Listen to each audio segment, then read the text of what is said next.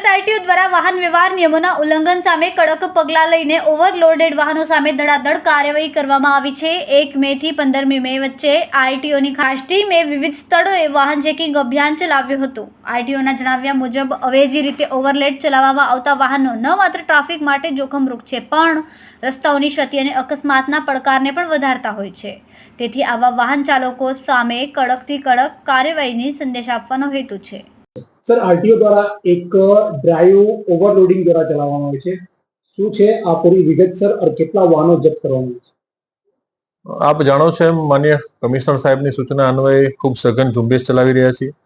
RTO કચેરીના તમામ ઇન્સ્પેક્ટરશ્રીઓ અને આસિસ્ટન્ટ ઇન્સ્પેક્ટરશ્રીઓની ટીમો અત્યારે ફિલ્ડમાં જઈ અને ગાડી સામે દંડનીય કાર્યવાહી કરી રહી છે, જેમાં ખાસ કરીને 100 થી વધુ ચલણ ઇસ્યુ થયા છે, જેમાં જે લોકોનો કોઈનો ટેક્સ બાકી હોય અથવા ઓવરલોડ હોય અથવા ઓવર ડાયમેન્શનમાં હોય અથવા એની સામે અન્ય કોઈ મોટર વ્હીકલની કલમનો જો ભંગ થતો હોય તો તેની સામે યોગ્ય રીતે એની કાર્યવાહી કરવામાં ચાલુમાં છે। વધુમાં આપને જણાવું તો લગભગ 27 થી વધુ જેટલા વાહનો ડિટેન કરવામાં આવે છે અને ટીમ દ્વારા આજ દિન સુધીમાં લગભગ 31 લાખથી વધુનો દંડનીય કાર્યવાહી કરીને એનો મેમોની રકમ એમાં વસૂલવાની કાર્યવાહી હાથ ધરવામાં આવી છે।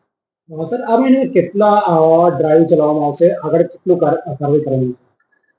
આ મહિનામાં સતત ડ્રાઈવ કરવાની સરકારશ્રીની સૂચના છે અને આ બાબતે માનનીય કમિશનર સાહેબ વીસી માધ્યમમાં પણ એમાં જરૂરી માર્ગદર્શન આપી રહ્યા છે અને એને અનુસંધાને અમે અમારા ઇન્સ્પેક્ટરશ્રીઓને પણ એ બાબતે માહિતગાર કર્યા છે। વધુમાં આપને જણાવું કે અમારી ટીમ દ્વારા વિવિધ જગ્યાએ રેન્ડમલી અલગ અલગ પોકેટમાં જઈ અને આ પ્રકારની એક કામગીરી કરવામાં આવી રહી છે। જે વાહનો પકડાયા હતા એમાંથી દંડ ભરી વાહનો પરત પણ ગયા છે? હા, જે લોકો વાહનનો પોતાનો દંડ ભરી દીધો છે એ વાહનો યોગ્ય રીતે રકમ ભરી અને પછી અહીંથી ડિટેનમાંથી મુક્તિ આપવામાં આવે છે।